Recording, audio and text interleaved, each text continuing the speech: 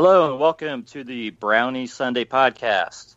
I'm Rod Bloom, and it is September. That means football. We're 1 week away from the Steelers. We had a big day yesterday with cut downs. And here to break it all down with me is subbing for Chad is Zach Shafron. And we also have the one and only Jeremy from Akron, Jeremy Powell from the Orange podcast. How we doing, guys? Good. What is up, guys? Excited to be here. Yeah, pretty good, Rod. Thanks for having me. Man, big day yesterday. But before we get into the Browns, we're real quick because we're going to spend a lot of time on Browns, you guys. We always talk about what we're drinking on this show. So, Jeremy, what are you drinking now, or what have you had recently that you want to talk about? Well, as we're sitting here, I'm actually drinking a strawberry banana smoothie from Robex with 2 shots of whey protein to help my muscles be big and strong. That's awesome. That is great. That's the first one of those we've had on the show. There you go. Shout out to Robex. Fantastic Nice. Nutritional drink outlet. How about you, Zach? So right now I've got a nice cup of coffee, a little cream and sugar. But last night I had a Modelo, and it's the darker version. I prefer the lighter Modelo better. It's kind of like I don't know. The darker one. It's like they're just trying to do too much with their brand, and I don't know. The flavor profile wasn't up to my standards, as Chad would say. You know, he's very good with his beer descriptions. So. I'm a simple man. I enjoy simple things. As you guys know, I'm not much of a drinker, but with the opener coming up, I will have a couple pops next Sunday. Couple libations, as Michael Rago would say. Very nice. I think I might drink a Bud Light, get a little crazy. Might even have a summer shandy if it gets crazy. Yeah, the Brownie podcast. The Brownie podcast is turning me into a bit of an alcoholic because every time I come on, I've got to have a new alcoholic drink to describe to everyone. Yeah, that's fantastic. Yeah, you guys should see my fridge from all the 6-packs I bought to try one of them on the show. I've got pretty good variety out there right now. And honestly, I'm not a huge drinker. I drink a couple beers on the weekend usually, but I'm definitely nowhere near somebody that drinks all the time or anything. Sure. Right. This show is actually a first for me. I'm going to give full disclosure. I'm actually drinking some ice water right now because we're recording this in the AM. Yeah, that's good. But I have to tell you, I was at a concert last night in Cincinnati, and we were there plenty early. So I got a beer, and I got a Mick Ultra. And I didn't know they came this way, but they had a 25-ounce can. Really? I thought that was really weird. So that was my drink for the night. I'm not going to go into Mick Ultra. I think everybody knows what that is. So. Is Mick Ultra the Diet Coke of beers? I would say it is. It's I love it's Diet probably Coke. the least calories with still having a little bit of flavor to it. But There you go. I've seen like the 40 ounces. That's like a big thing in college where they'll tape 40 ounces to your hands, and you have to drink them all before you get the tape off. I don't know if I can get through that without it getting warm. I actually have some stories of 40 ounces taped to my hands. I was in a fraternity in college, so I'm very familiar with that a whole lot. Yeah, Wow. What is it, the Edward 40 hands or something? I have believe it or not, I've been a part of that. That's great, guys. We're going to go just real quick. Thriving and Diving. This is brought to you by Thrive Fantasy. And if you guys haven't checked out Thrive Fantasy yet, go to the Brownie Sunday podcast Twitter page. That's at Brownie Podcast. And there's a bit.ly link there to check them out. You guys just got to check it out. So this section is brought to you by Thrive Fantasy. And I'm going to cover this for all of us, guys, okay? Thriving right now is football. There you go. We've made it through the preseason. We're pointing toward that first week. Diving, and again, we probably don't need to go into a lot of detail, but it's John Gruden and the Raiders. Oh, my gosh. I mean, seriously, what a day yesterday. Unbelievable, man. Did you read the article, the latest out on that? That literally 15 teams made offers. So when 15 teams come to you about a player, maybe you should rethink your idea on trading said player. Right. Every other team in the league is willing to give up 2 picks for a guy. Probably says something about that guy. I wanted to say this too. The Raiders had so many trade offers, they actually prioritized by the teams they thought were going to be worse this year to take the deals. That's how many offers they had. Come on, Gruden, what are you doing, my guy? That's crazy. Goodness gracious. Yeah, just nuts. Yeah, the Bears couldn't get that deal done fast enough. I mean, signing him to the extension and everything. I mean, can you imagine being a Bears fan this morning? You got to be dying. You give up one pick because remember they got a second rounder back, so that's essentially a swap. Yeah, so you really give up 1 first-round pick. So essentially, he's your pick. Khalil Mack is your pick. I think most teams will take Khalil Mack as their first-round pick next year. I would think so. Yeah, I wish as Browns fans we'd go back and take him, and that draft when we should have taken him. Yeah, but we could do that game all day. Bit of a screw up. We could. Play I can't believe the Browns passed on it. We could do a whole segment for the next year. Probably, yeah, I think we could. A lot of time. So it's 1 week to the Steelers. How just really in general, how are both you guys feeling about this team right now? I feel absolutely fantastic, to be honest. However, I think there are a lot of unknowns. We don't know really how the first offense is going to look because they didn't play a ton. The third preseason game when they were supposed to play a lot against Philadelphia was the weird game when Hubbard went down and Tyrod went down all within a few seconds of each other.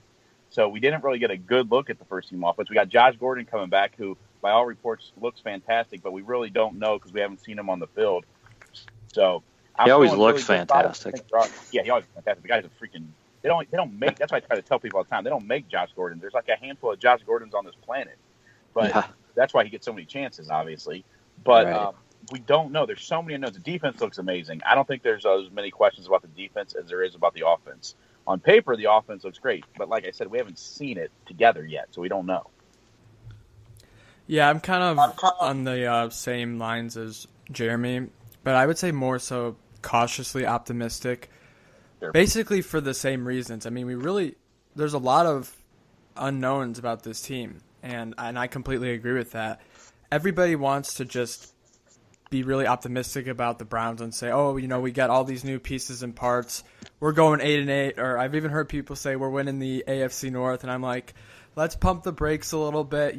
I'd be happy with a 3 or 4 win season if we saw some substantial progress, like moving forward and just building for the future. I'm not expecting this team to contend for a playoff spot.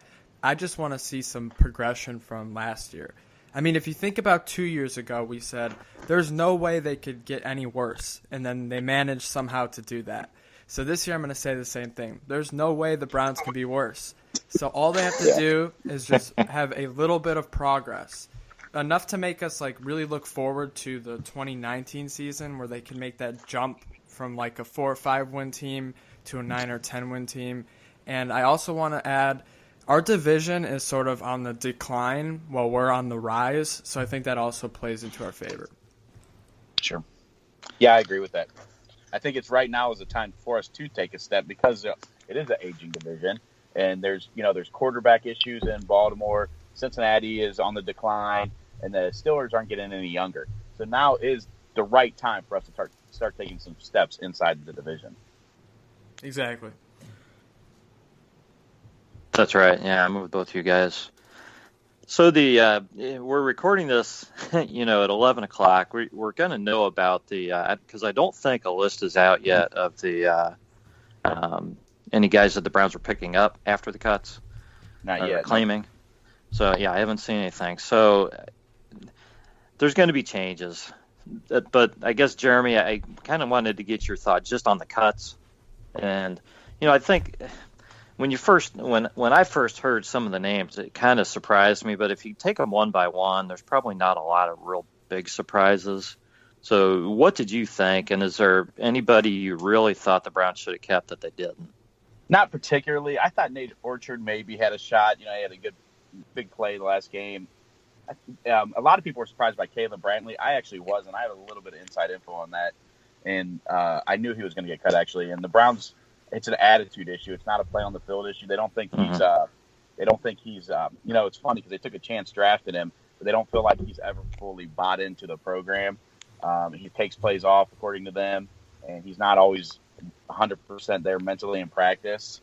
So if all the players that got cut, I think he's probably the one with the most talent. I guess Nate Orchard was a little bit surprised me. Most people not. I mean, everyone wanted to see the Juice make it. But, I talked about this on my last podcast. I know they always say you can't make the club in the tub. And Duval's been in the tub the whole time. But I think, he's got more upside, I think, than the Juice as a whole. People forget he was the second leading receiver on the team last year. So I wasn't surprised they kept Duval. A couple guys I'm surprised that are on the roster, and I don't think both of them will be on the roster come tomorrow or today, is Denzel Rice and Jeremiah McKinnon. I like them both. I think they're both good players, but I think you only need one of those two guys. I don't think you take a chance on both those guys. I think they kept 10 DBs. I think they were expected to keep 9. I think you're going to even that out with another linebacker. They have 6 right now. I can't tell you who that could be. Maybe Kevin Minter. There's probably a couple other guys floating around out there. But I think by the end of the day today, only one of the two of Rice and McKinnon are still on the team. Right. Yeah, Go ahead, Zach. It seems like they're really cleaning house from all the Sashi Brown picks and really everybody from the past besides like the obvious like Myles Garrett and such, like the top players.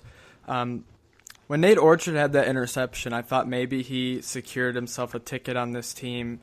And then I know everybody liked Kajus, but, if you really watch him, like, he's not a very good player. I mean, he's a nice guy, and he has a great story. But it's a bottom-line business, and you've got to be able to perform on the field. And I hope he gets a shot somewhere else. I really do. But when it comes down to it, like, he was an odd man out to begin with. And so I'm not surprised that they cut him. Plus, Hard Knocks always likes to do something where they make you fall in love with a player just to cut him. And so that happened with both Nate Orchard and Kajus. And other than that, I mean, it was pretty much what I expected. I mean, there are a few guys here and there that I was surprised they cut, like Brantley. I remember them talking about when we drafted Brantley how it was kind of like a steal, but I guess that just didn't work out. So, looking forward to the team we got. And one last thing is, it's hard to make a football team. 53-man roster. It starts at 90, so that's like, 40-something players that get, or almost 40 players that get cut. So it's pretty crazy to think about. Like, you could be one of the top players in the country and not make an NFL team. Absolutely. I mean, you got to think about there's only, 3,000 guys on the planet making their living playing pro football, so. Yeah. 100, I guess. 53 times 30. Do the math. I went to city school. But there's not We'll a lot go of with guys. 1,500, yeah. And that's why that's why John Dorsey says, and when Baker Mayfield made fun of it, it's a privilege to play in the NFL. It's hard. It's not easy. The last guy on the roster is one of the best in the world at what he does. There's guys getting cut today that are way better at what they do than we are at what we do, and they're not going to make a living doing it. You know what I'm saying? So it is. You're right. Every one of these guys that got cut is an extremely talented individual.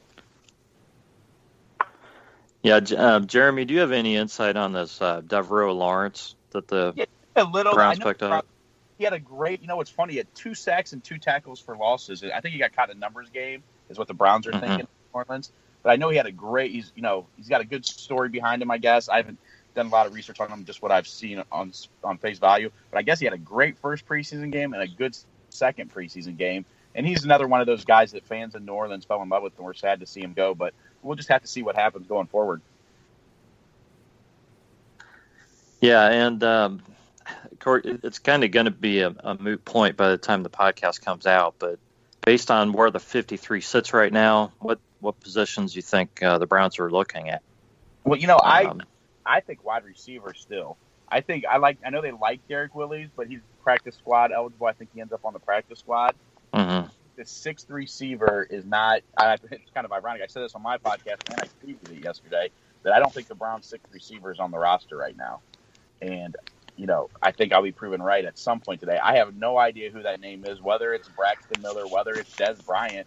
whether it's someone that's, there's rumors that Green Bay's looking to move Randall Cobb. I don't think the sixth receiver is on, and I don't know who it is. I don't have any predictions, but I will say I think that at some point before tomorrow, the Browns will have a new sixth receiver. Yeah, so Max Gold actually wrote an article about Braxton Miller potentially being that guy, like you said, and I wouldn't mind that. I think that's a formidable guy to play, sparingly here and there. An Ohio State kid, someone we all have seen play back in the day for the Buckeyes. In regards to Des Bryant, he allegedly didn't take the $5 million offer. And I'm just kind of wondering, what does he think he's going to get from another team? Like, first of all, if he holds out and the season starts, he's not going to be getting much money if he decides to play, say, after the bye week. So I'm kind of confused why he didn't take the Browns offer, try to show this year that he still got it, and then get that big contract after the season, either with the Browns or another team. So I'm just kind of confused where his mind is with everything, but I'm not really sure his character is good for the Browns at this point. Yeah, and I agree with that to a point. I think Dorsey looks at it, though. I think Dorsey's a talent over character guy. I know that's tough to say, but I think he wants to win, and he cares more about talent. I think that's a two-way street on that offer, though. So if the Browns were willing to give him 5, okay, and he says he wants 7, to us right now, what's the difference between 5 and 7? I mean, we saved $3.5 million getting rid of Corey Coleman, trading Corey Coleman, who just got cut. Now, how great is that? We get the Bills to take Corey Coleman. Now they're on the hook for the $3.5 million guaranteed this year, and they cut him. Not a bad little move there, huh? But no, it's funny if you go through the cuts list this year, though. There is really not a lot of names. I mean, probably the best player that was cut was Dan Bailey, the kicker for the Cowboys. Mm-hmm. I mean, I like Kevin Minner, the linebacker for the Cardinals. I like him, but there's not a lot of big names that were cut. Usually every year you get a handful, maybe even up to 10 of guys. You're like, wow, I can't believe he got cut. There's not a ton of those guys out there right now. Yeah, that's kind of what I thought going through. And I mean, I'll be honest. There's like you said, there probably were 3,000 guys or close to it, on rosters. And I'm going through this list, and there's only so many guys I'm familiar with. And you want to hear something really interesting? If you go through, I did some research this morning and last night, and a lot of teams that's beat reporters are writing articles on guys out there that can help them. A lot of those guys are guys we cut. You see Spencer Durango's name floated around. I'm seeing Nate Orchard's name floated around. I'm seeing Matt Day's name floated around. Like all the lists I'm going through, 49ers and all these guys that have written articles, they all have Browns players on their lists. Guys, right. Okay, guys, so I did some math, and if you take the 32 teams and multiply it by 90, which is what you start with at camp, you get 2,880 guys that start, and then if you do 53 and then you times that by, hang on one second, by 32, you get 1,696 guys that make the roster. So, I mean, that's pretty crazy if you really think about it. And then you can add another one. I think they had the practice squads up to 10 or 13 guys. Yeah, now. I think it's around there. They raised it a couple of years ago to have a couple more guys in the building. But yeah, it's crazy to think about, man. That's why I get a little offended when I hear people say someone's trash or garbage. It's on the bottom of a roster. I'm like, look, this guy is probably better at football than you will ever be at anything. Just to say that's a good point. To say he's trash is probably a bit of it. Now everything's relative, so maybe the worst wide receiver on the team is trash compared to Josh Gordon, but in the grand scheme of things, he's pretty darn good at what he does. Yeah, that's a very good point.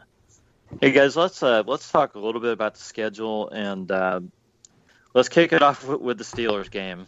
What are you guys thinking? What score? What makes you feel good? What makes you feel bad about this game coming up next week? I'll start. The thing that makes me feel good is that Le'Veon Bell still isn't in camp, and no one knows what's going on. And if you remember last year against the Browns, he had 33 yards rushing on 14 carries. And we'll take that again. Exactly. And with the strength of our defense now being our pass rush, if especially if my man Jannard Avery is healthy. The Steelers are going to be a one-dimensional team that game, so we could really tee off on him. I know the Steelers have a great offensive line, but it can't, hold up against a blitz all day if you don't have any running game. And so that's what excites me about the game. That's where I think the Browns have the advantage right now. So I think if there's a time this season that the Steelers are primed for an upset to be beat, for us to get them, it's this game right now. Even if Le'Veon reports Monday, he still has, no game shape at all. It takes at least a couple weeks to get into, to get conditioning up to be ready to play in an NFL game. So, even though I said, and I'll stand by, that we don't really know what the offense is, although I thought Carlos Hyde looked absolutely fantastic in the preseason, I still think that this is the one time this year we probably have an advantage over Pittsburgh. So I feel good about the game. I'm an optimistic guy by nature, though, but I think there's also some realistic reasons you can look and say that the Browns might have the edge in this game. Yeah, with all that being said, I'll take more of my usual pessimistic approach. Go in low, my man. Go in low, and you can't be disappointed, right? Yeah, exactly. Last year's opening game against the Steelers in Cleveland, so it's the same thing, was a very close game. And I think that this year will be much of the same. The Browns have a lot of moving parts, a lot of new pieces. And, Jeremy, like you mentioned earlier, we really haven't seen this first-team offense. Well, we haven't seen Josh Gordon at all. We've seen Tyrod Taylor sparingly. And so there's going to be a lot of things that weren't exactly worked out in the preseason that the Browns are going to have to figure out on the fly. And so if they can do that, I think they have a good chance to beat Pittsburgh, but I definitely would still have the Steelers as the favorite. I mean, they've got the proven quarterback that's better, and they've still got Antonio Brown, and they're still the Steelers, and we never beat Pittsburgh. So if we do win, I think it could be the mark of a turnaround, and it could really symbolize this team turning the page from all those bad years. But if I had to bet, I'd probably take Pittsburgh in a close game. Yeah, absolutely. You know what's funny is last year before the season on my podcast, I said that the Browns needed to win at least one of the first 4 games or it was going to be a runaway train and we might not win a game. I'm not proud to say that I nailed that. Same thing this year, though. I think we need for the psyche of the team, even with the 23 different guys on the roster, even with all the turnover, we still need to get one of these first 2 games. I know we have the Jets week 3 at home on a Thursday night. I think the Browns need to get a win over Pittsburgh or New Orleans on the road, which are 2 extremely hard tests. Get this thing going, man. We need it for the mental well-being of the team and the city, for that matter. So this is our shot. I think we need to get this game. I think the Browns understand that. I've actually heard a couple people say that they think this is probably the biggest opener since the Browns have been back, especially when you consider, Hugh Jackson being 1-31, the psyche of the team. I think they need this game, and I think they're going to pull out all the stops to get it. I think having Todd Haley as the offensive coordinator is also a big advantage. Another thing I think we overlook is the Steelers' defense really is devoid of playmakers. With the horrific tragedy with Ryan Shazier's injury, that team does not have a lot of playmakers on that defense. The Steelers of the past had a playmaker at every level. You always had a defensive end, a defensive lineman, a linebacker, and someone in the secondary that made plays. For years you had Paul Amalu, you had Harrison. Before then you had Joey Porter. You always had guys, Casey Hampton. You had guys all through that defense at each level that were playmakers. That's just not the case right now for the Steelers. They may have a decent defensive line. I don't love their linebackers. Who's their playmaker in the secondary? So that defense is not great. And Todd Haley, coached against it for 6 years. So he knows he'll know the weak spots better than anybody. So that's another reason I think the Browns have maybe a slight advantage this week. Yeah, I do like the fact that the Browns have the Le'Veon Bell factor, and we know the Steelers typically start slow, and you catch them later in the season, it's like they win every damn game. Once they get on a roll, it's really tough. So sure. I'm glad that they're playing them twice in the first 8 weeks. We'll see where they're at for that second game. But the one thing that concerns me, which I hadn't really thought about, which came to my attention, was the fact that Ben is probably out to get a win over Haley as much as Haley is out to get a win over Ben.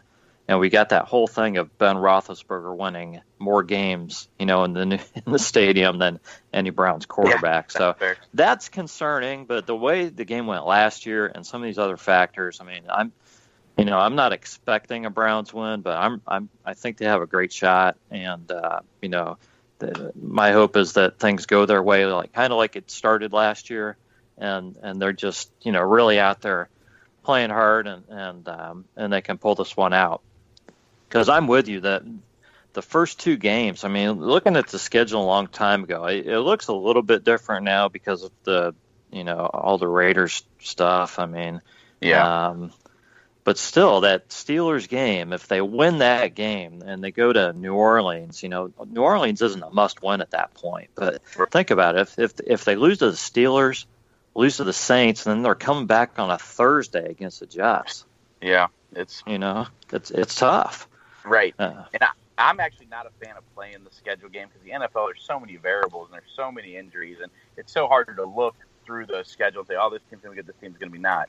That being said, it looks like a darn tough schedule, and that's why I think you need, especially for a team coming off 1-31. So that's why I just think they need the Steelers game. They need this game to get just for momentum, for positivity, to get over the stigma of 0-16 and 1-15. It's just, to me, it's such an important game, and I think they know that. And I think they're treating it as such. I completely agree with you, and even more so to speak on the point of Hugh Jackson. In my opinion, it's a foregone conclusion that Todd Haley was brought here to eventually become the head coach. I actually think he should be the head coach right now, but I think they're just giving Hugh Jackson one more shot to prove himself. And basically, this is what I've been saying for a long time. If the Browns lose the first two games and then they lose to the Jets on Thursday night, so they start 0-3, I think Hugh Jackson's gone, personally. And then Now, like Jeremy and Rod have both been saying, this opening game against the Steelers is a great way to get rid of the stigma and basically, like I said, turn the page and kind of say, look, we're the new Browns. We've got a lot of new players, and, we mean business. You can't just come into Cleveland and get an easy road win anymore. That's just not how it's going to work. But I also liked Rod's point where he said that Big Ben is going to try and get a win against Todd Haley just as much as Todd Haley is about going to get a win over Ben and the Steelers. And that's an interesting point. But I would say is that Todd Haley knows a few things about Pittsburgh. He kind of has the scouting report because he's been there for so long. So that could be a bit of an advantage for us. So it's really hard to play the schedule game. And Jeremy, I know you said that, and I agree with that completely. But with the Browns, it's kind of like, we just got to get that first win as soon as possible, just to get rid of all the 0-16, all the losing streak stuff, and turn the page and get on the right track moving forward, because we don't want to fall into another winless streak like we did last year. Yeah. No, I agree. And you guys are right on with the schedule. I've said this before. The schedule has a way of changing throughout the season. Just the way it looks. So instead of going game by game, Jeremy, I want your prediction for a record for the Browns for this season. I'm going to say, I don't think 7-9 is crazy at all. I mean, shoot, even Mr. Negativity, Tony Grossi, said the other day he predicted 7-9 before camp, and they surely haven't done anything to make him think it's going to be worse. So I would say I think 7-9 is realistic, but like I said, we need to get off to a good start. If they can win one of these first two, I think 7-9, 8-8, it becomes very realistic. But like I said, it comes down to that, man. We need one of these first two. Can you imagine if we lose to the Steelers and get pasted by New Orleans, and we have to come home and play Thursday on 3 days rest, and coming off 0-16? What's the psyche of the team going to be? At that point, if it's bad, you almost have to. Well, you can't switch to Baker on a short week. But I would say after that, if we go to 0-3, you'd almost have to switch to Baker just to inject some new life into the team. So that's why I just think, and I don't want to get too far ahead of myself, but I just think this first game is just, I cannot stress enough how important this first game is. And it's like I said, it's there for the taking. Pittsburgh is ripe for it's just they have to get this first game. Yeah, so I'm gonna go with 3-13, and And this is the reason why. Let me explain. First of all, last year people were saying, oh, they're going to win 4 to 5 games. And, of course, they didn't win one single game. The second reason is, let's say they do win like 7 or 8 games. Sure, my prediction will be wrong, but I'll be happy because we won 7 or 8 games. But if Jeremy's prediction is wrong and I'm right, he doesn't get the satisfaction of being right. Not only is he wrong, but the Browns also still suck. So he's got like a double negative there. So if they go 3-13, at least I could be like, see, I told you guys, like they still suck. But obviously, I'd be much happier being wrong and them going 7-9 or 8 or 8. But the reason why I say 3-13 is because I still think that this team has a lot to learn. They have to learn how to win. I don't think the right guy is at head coach, and I don't think the right quarterback is starting. I'm a big Baker Mayfield guy. So I think there will be a lot of close games that they should win, that they won't win. And 3-13 will look worse than it really is. And there will be like 4 or 5 other games where they could have had it but blew it in the fourth or couldn't quite come back. So I definitely think you'll see some progression this year from last. Zach, I don't even know if that's glass half full or glass half empty. I got to be honest with you. No, it's a reasonable prediction. So we'll start with you, Jeremy. What do you, if you're going to throw out records for the other 3 teams in the AFC North, off the top of your head, where do you see those 3 teams? Here's what I'll say. I'll say 11-5 for the Steelers, 7-9 for the Browns, 7-9 for the Ravens, and 4-12 for the Bengals. You know what's funny though? I know everybody. The Ravens, blah blah blah. I could so easily see the Ravens ending 3-13 though. I just don't see it with them right now. Flacco, I don't see with Lamar Jackson. I mean, maybe down the road he could be a great player. I don't know. He's not ready to play now. Obviously, Flacco it just went and it went fast. I guess they don't have a ton of weapons. They just cut their first round pick from 2 years ago, Rashard Perryman. They haven't. Their receivers have been a mess for years. Nobody in the backfield scares you. They got some decent Collins and they got some decent running backs. And then the defense isn't what it used to be. I mean, how long is Suggs going to be effective? What, his 14th year in the league? Yeah, that's what I was thinking. On that defense.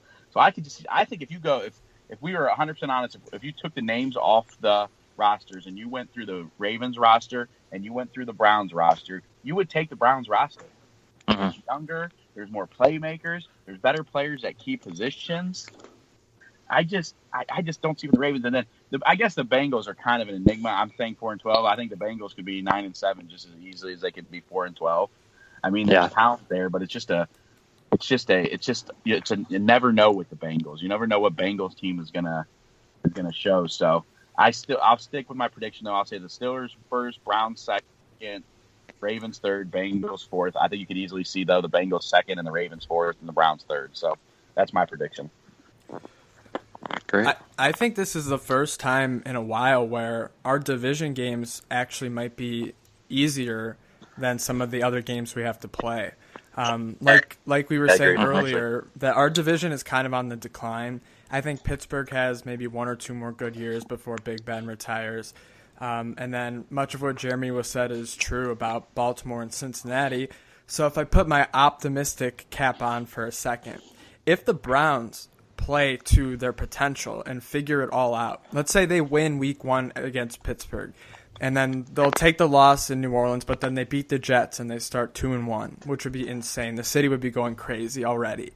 Then, the whole attitude of the team and the morale and everything shifts, and people like me who predicted 3-13 are going to look dumb. And if you look at the rosters, like you said, of the AFC North, the Browns can win 4 or 5 games in the division. I mean, I think winning in Pittsburgh is going to be tough. I mean, I think, what was it, like 2003 the last time we won in Pittsburgh? Something like that. So it's been a long time. Yeah. Tim Couch had a running touchdown. That's right. Yeah, it was a night game too. I remember. I was Sunday night. I was very young. Sunday night game. But just going along with that, if you look long term, the Browns are definitely on an upward trajectory, and I think the Steelers and Ravens are definitely downward, and the Bengals are kind of just hanging around. Like they're not good, they're not bad. So I like the Browns' chances. If you look at it over like a 5-year span, like from this year, 2018 to 2023, I think the Browns could really become the top dog in the AFC North. And it might not happen this year, but I think we're heading in the right direction for sure. All right, guys, I want to go through some of this real quick. Just with numbers. I want projections from both of you guys. And we'll just kind of go with the numbers and move on because I got several to go through. So we'll start with you, Jeremy, and then go back to Zach. Hugh Jackson, how many games will he coach this year, and what will his record be? I'm going to say 7-9, and I think he makes it through the season. Zach. All right. I'm going to say 3 games. I'm going to say 0-3, and I'm going to say he gets fired after the Thursday night game. And Todd Haley takes over. But I've been saying that for a long time, so I can't just switch my prediction now. I really think that Thursday night game is, if they lose the first 2 games, that Thursday night game is like a job-saving game for him. 100%. It's his Waterloo. Yeah. We'll start with just games played. Tyrod Taylor, Baker Mayfield. You know what? I'm gonna say 16 for Tyrod Taylor, and Baker's gonna stay on the bench. Wow. I'll say this. I don't think Tyrod will get benched. I think he'll get hurt, and that's just because of the nature of his game. Like, he runs a lot, and that just seems to be what happens with running quarterbacks. Like, I definitely think Baker will get a shot this year.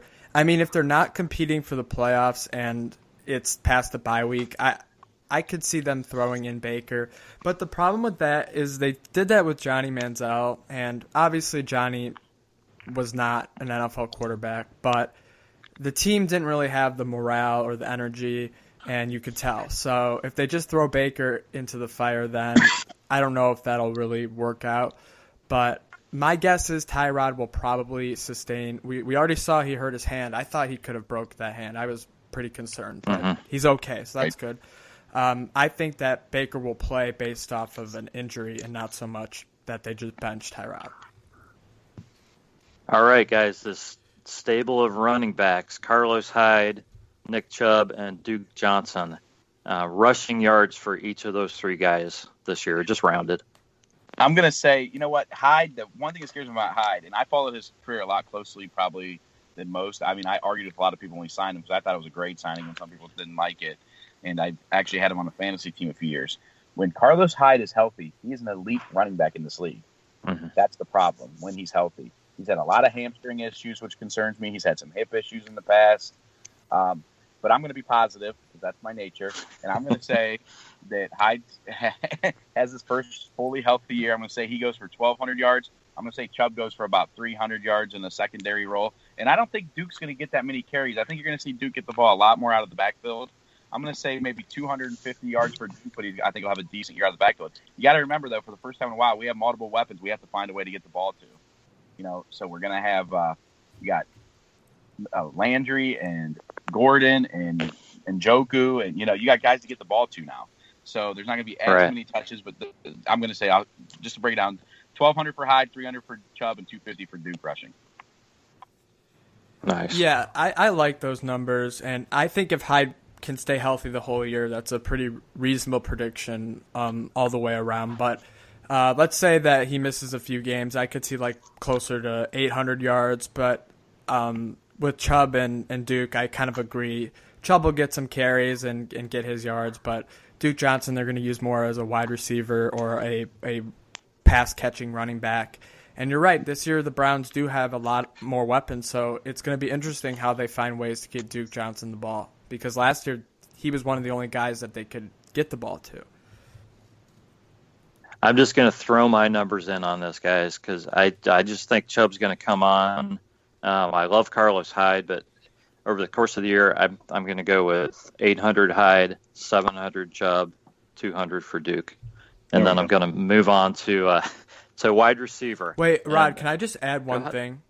Sure. So, you know how I always say, quarterbacks, just throw them right in there, throw them into the fire, Baker should be starting? Mm-hmm. Okay, so with running backs, I really like what the Browns have done, bringing in Carlos Hyde, because it's kind of saves Nick Chubb from, taking the workload and being that 30 carry back and just getting beaten for 16 games in his rookie year. Like, it kind of gradually allows him to come into the league, and maybe it'll allow him to have a few more years on his career with Hyde kind of taking command to start. So I like what the Browns did there. All right, let's go on to I was going to say receptions, but let's go yards. Okay, Juice, Gordon, Callaway, Higgins, and Njoku, DeValve. Just anybody that you want to give numbers for. Jeremy, how many yards are you expecting out of some of these guys? Let me just go Gordon and Juice, okay? Okay. I like Callaway a lot. I'm not sure how big a role he's going to play. I think he's a great talent, and I really like Higgins, and I think Higgins can develop into that Joe Juravicious third down receiver type. I think he's got great hands and runs really great routes. But let me focus on Juice and Gordon. If Gordon is right, like I said earlier, there's not but a handful of guys like him on this planet. Guys that are that big, that fast out of their breaks, that kind of speed, that kind of footwork. They just don't exist. So naturally, Gordon's going to get his if he plays 16 games. But that's also going to open the field for Juice. Because, everybody knows, I know he doesn't like to be pigeonholed, but he's a great possession receiver with great hands. He's tough, and he catches the ball in traffic with no problem. So I'm going to say that we're going to end up, here's my bold prediction for our whole thing. We're going to end up with Josh Gordon is going to have 1,300 yards and about 10 TDs, and Juice is going to have about 950 yards. He's going to keep his 100 receptions a year streak going, and we're going to have 2 Pro Bowl wide receivers, Juice and Josh Gordon, and they're going to be the primary reason for us turning it around and winning our 7-8 games. You just gave me goosebumps. I said it. Mark it down, save it, retweet it. So in 16 weeks when it doesn't happen, 750 of my followers that hate me can tell me all about it. I got goosebumps thinking of two Pro Bowl. You just think it's okay. I understand why we're so apprehensive because of how bad things have been. But these guys are the real. Juice is the first guy in NFL history. Think of all the guys that have played receiver in NFL history that have 400 receptions after his first 4 years. It's never happened. He's the only guy. Josh Gordon has the best season I've ever seen in my life. 1,600 yards with quarterbacks that are below average quarterbacks in 14 games, and at times against some of the best defensive backs in the league, he was unstoppable. This is the first time since then he's had any kind of offseason. Yeah, I know he missed camp, but he was with us through the whole offseason. Like he said in the on the episode of Hard Knocks, he already knew all the plays. He came in and it was all the same plays they'd ran. So he knows the plays. I'm telling you, man, he's primed for a big season. And let me tell you this, because I've been there in my life. When your back's against the wall and you have to get something done, that's one of the best motivators there is. Fear is a great motivator. Fear of failure, being at your last chance. He's got the family issues that are well documented, and he's 27. He's in his athletic prime, and this is his last chance. And when you got a guy with that kind of talent and that kind of motivation, look out. Yeah, I basically agree with all of that, Jeremy. And like you said, if Josh could stay in the field for 16 games, no question he gets over at least 1,000 yards, possibly more. And then Jarvis is going to do what he does, catch those shorter intermediate routes and then try and extend them with yards after the catch and whatnot. I'd like to see Jarvis have more of a presence in the red zone. I know he struggled with scoring touchdowns, and maybe Josh Gordon can open that up for him. And I do like Higgins as well. So I think the Browns are in a pretty good place. But then again, if something happens with Josh and he's not able to play or for some reason, and I hope that doesn't happen because just for his sake as a person, but also because he's a great football player, that could totally change the entire season, because then they could double team Landry or pay more attention to Njoku and Higgins, and it completely changes the entire offense, as everyone losing their first receiver would. So yeah, I agree with those numbers, and I'm really looking forward to how the Browns throw the ball this year and who they throw it to. So how many sacks does Myles Garrett get this season? I'm going to say 17 sacks. Wow.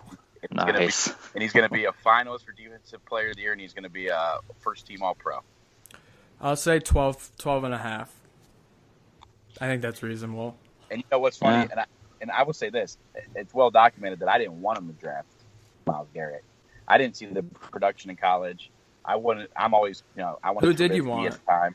I wanted Mitch Trubisky, and you're one of those guys. Interesting. Yeah, I'm one of those guys. But anyway, let me just say all that to say that I was wrong. I have season tickets, 30-yard line, front row of the club level. I have the best seats in the house. Okay, I made it a point to watch him and Jannard Avery every play they were in, both home preseason games, and I've never seen anything like it. I don't care if it's preseason or not. He cannot be blocked when he's healthy. He cannot be blocked. He's a freak. He's just like Josh Gordon. Josh Gordon and Myles Garrett are both guys that don't come along very often because of their just absolute and gifts from God. Right. Okay? He abused every play. He was beating his guy every play. It didn't matter. What are you going to do with that? 2 sacks again. You know what I mean? What are you going to do with that? You can't stop it. It's going to disrupt offenses. For the first time in how long we have guys on both sides of the ball, they're going to keep coordinators up at night. And I just think, and with Jannard Avery coming from the other side with that bull rush style pass rush, it's gonna cause problems. And I think Avery and Agba are just gonna help Myles get even more sacks. So I'm pumped about it. That's of course a big if he stays healthy. I guess I should have moderated those numbers because he does have an injury history. But we'll just go with it. If he stays healthy, I think 17 sacks is possible. Well, here's the thing with Myles Garrett. He's such a freak of nature. He doesn't have to go around you. He could just bull rush and plow over an offensive lineman. I was seeing some of the highlights on Hard Knocks. It's insane how he can just muscle his way through. And not only that, teams are going to have to double team him, and then that's going to open up inside lanes for blitzes and for the tackles and this and that. So it's not just the Myles Garrett's sacks, it's the residual effect of everybody else that is going to benefit. And I guess you could say the same thing for Josh Gordon. If Josh is out on the field, everybody else playing receiver is going to benefit. So if those two guys can stay healthy, and if Gordon can keep his act together and be in the right place and be ready for football every Sunday, I mean, I gotta admit, Jeremy, you're pretty convincing. I might have to give the Browns a 4th win this season. I'm not sure. A 4th, wow. He's feeling generous today. I know we're running short on time. Let me throw a couple other things in there. First off, I get so frustrated when I hear people say, "Well, Josh Gordon was horrible when he came back." No, he was not horrible. If you extrapolate his numbers, he had over 16 games. He would have had 1,080 yards, which would have put him 9th in the league. That with, as PFF calculated, a 57% catchable ball rate. Only 57% of the balls thrown to him were catchable, which was good for last in the NFL. Okay, and still would have been on pace for almost 1,100 yards and be a top 10 receiver with those numbers, without playing for years, without practice, and coming in week 11. So don't give me he's lost it. He hasn't lost it. The second thing is as a club, let me brag a little bit. Oh, as a club season ticket holder, ha ha ha. No, but the Browns have a special open practice for only club seat holders. So I get to go to a practice with about 500 people. Okay, at that practice, Myles Garrett and Batonio were head up a dozen times. Myles Garrett absolutely abused him. I had never seen anything like it. And we're talking about a guy who's I know he's a pro. He been a Pro Bowl guard. I think he's a great guard, one of the top guards in the league, and he's been playing well at tackle. But I'm telling you right now, it was almost embarrassing how bad he was beating him. I'd never seen anything like it. I'm telling you, the guy is that good. He's fast enough to go around you. He's got the bend that most guys his size don't have. That's another thing about him. A lot of the smaller pass rushers have the great bend, and they use the angles to their advantage. Garrett is athletic enough at his size to still do that. And like you said, he can go right through you. He's so strong, if he extends his arm, you're done. As you saw in the Hard Knocks videos. The guy, it's the only thing, literally the only thing it comes down to with Garrett is health, which we have to at least because it's been a concern his entire college and pro career. Right. But right now, he's healthy, and look out, Ben Roethlisberger. All right, Jeremy. Yes. I know we got to get you out to another engagement. So for anybody that lives on Mars or anything, doesn't know where to find you, tell us about that and your podcast real quick. Yes, sir. You can find me obviously always at Jeremy and Akron and at the Orange is Oranger Browns podcast. The Orange is Oranger. We release shows every Wednesday. We actually we've got some new stuff in the works. It's really awesome. I can't announce all of it yet because some of it ink isn't quite dry on yet. But we're probably moving to 2 days a week, and there'll probably be some new places to hear our podcast very soon. But as of right now, we're on iTunes. We're anywhere you get your podcasts. Orange is Oranger. as of right now, it's every Wednesday during the season. There might be a second one coming. We shall see. But as of right now, every Wednesday we do a game react and a game preview, and we have special guests throughout the week. And a new segment coming is I'm going to be doing instant react after games, just little videos that you'll be able to see through at Jeremy and Akron and through at the Orange is Orange or Brown podcast on Twitter. So check us out for all that. Hey, guys, I got to run, but thank you so much for having me on. It's always a blast. Anytime you guys want me, let me know. I have fun with you guys. I love the preparation. You guys do a really great job. So thanks again, guys. Yep. Yeah, thanks, Jeremy. You have to run. I'll tell everyone listening, it's my niece and nephew's birthday. I'm supposed to be there right now. I got to run. Love you guys. Go Browns. Happy birthday. All right. So, Rod, we could just wrap it up even though Jeremy has to go. So I just wanted to give a couple plugins for CST before we wrap things up. Sure. So I know Jeremy was talking about his podcast, which you guys should all check out. It's great. I've listened to it. Orange is Oranger. It's very funny.